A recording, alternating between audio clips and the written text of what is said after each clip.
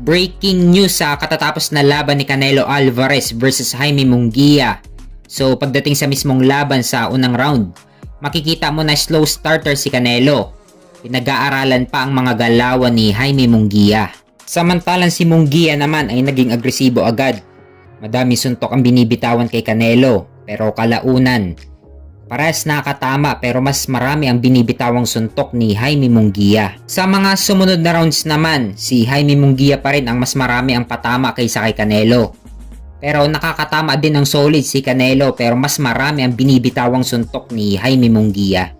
At pagdating sa round 4, dito na bumagsak si Munguia, tinamaan ng right uppercut at sinundan pa ng left hook ni Canelo. Sa mga sumunod na rounds naman, dito na nag-iba ang galawan ni Munguia.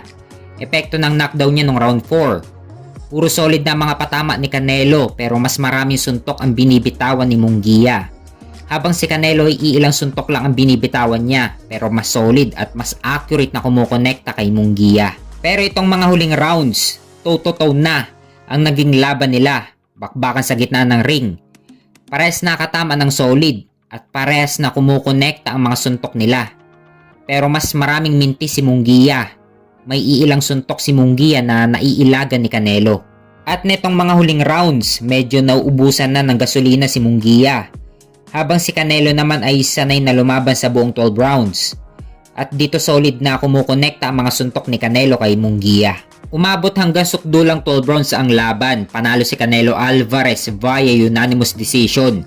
Sa score na 117-110, 116-111 at 115-112. Na-retain niya ang kanyang undisputed super middleweight title at may bagong kartada si Canelo na 51 wins with 39 knockout at may 2 talo.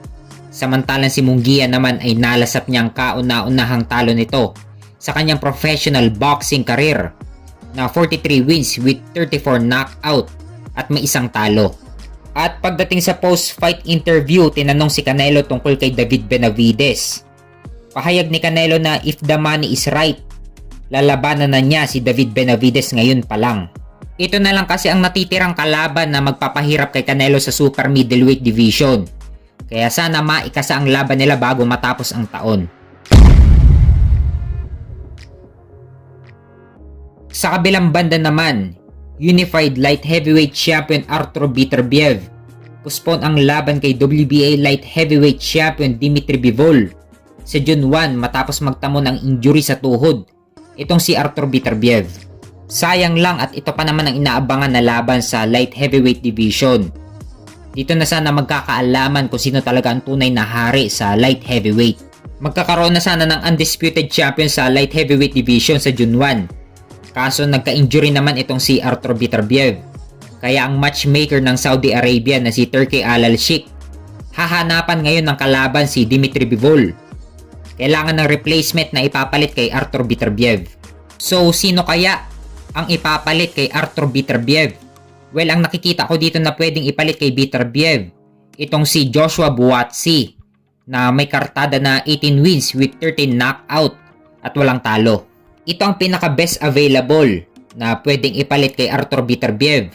At isa pa, nung huling laban ni Joshua Buatsi para sa WBA Light Heavyweight Title Eliminator, tinalo ni Joshua Buatsi si Dan Aziz para maging mandatory sa WBA Light Heavyweight title ni Dimitri Bivol. Kung makikita sa ranking sa WBA, mandatory na si Joshua Buatsi sa WBA ni Dimitri Bivol. Number 1 din siya sa WBC ni Artur Beterbiev. At number 1 din sa WBO ni Artur Beterbiev. At number 3 naman sa IBF ni Artur Beterbiev. So ito na ang pinakamagandang pagkakataon ni Joshua Buatsi na mapalaban sa titulo. So sana maikasa ng matchmaker ng Saudi Arabia na si Turki Al-Sheikh ang laban ni Dimitri Bivol versus Joshua Buatsi para sa WBA Light Heavyweight title. At ang mananalo, makakalaban naman ni Artur Beterbiev para sa undisputed.